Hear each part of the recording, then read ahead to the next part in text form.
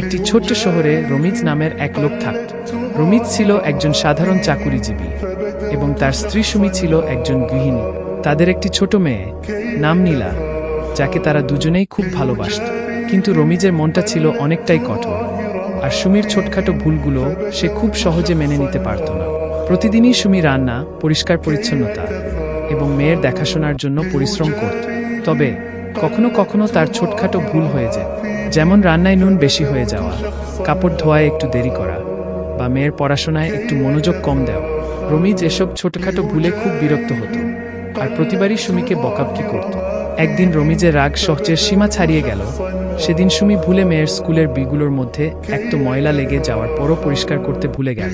রমিজ রেগে গিয়ে বলল, তোমার কি আর কিছু শিখবে না?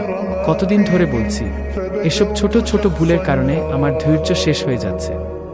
সুমি চুপচাপ থাকলো, কারণ সে জানত কথা বাড়ালে পরিস্থিতি আরও খারাপ হবে। কিন্তু রমিজ এবার চরম সিদ্ধান্ত নিয়ে ফেলল। সে রাগের মাথায় সুমিকে তালাক দিয়ে দিল। সুমি প্রথমে বুঝতে পারল না কি ঘটছে। সে ভেঙে পড়ল, কিন্তু মেয়ের কথা ভেবে নিজেকে সামলে নিল। সুমি মেয়েকে নিয়ে তার বাবার বাড়িতে চলে গেল। রমিজ তখন বুঝতে পারল যে তার জীবন থেকে এক বড় অংশ চলে গেছে। সে একাকী হয়ে গেল এবং একসময় সে উপলব্ধি করল ছোট ছোট ভুলগুলো নিয়ে এত বেশি প্রতিক্রিয়া না দেখালেও পারত। কিন্তু তখন অনেক দেরি হয়ে গেছে। নীলা তার মা বাবার ভালোবাসা থেকে বঞ্চিত হয়ে বড় হতে থাকল। সে প্রায়ই বাবার কথা ভাবত, কিন্তু মায়ের চোখের পানি দেখে সে আর কিছু বলতো না। সুমি এখন তার সবটুকু ভালোবাসা মেয়ের জন্য উজাড় করে দিত।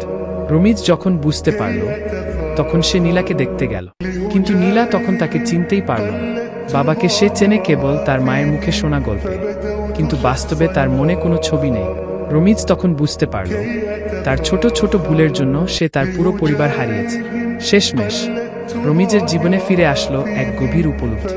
সে বুঝল মানুষের জীবন ছোট ছোট ভুল দিয়ে তৈরি, আর সেই ভুলগুলোকে মেনে নেওয়ার মধ্যেই সম্পর্কের আসল সৌন্দর্য। কিন্তু ততদিনে যা হারানোর ছিল তা সে হারিয়ে ফেলেছে। এখন শুধুই আফসোস আর একাকিত্ব তার সঙ্গে।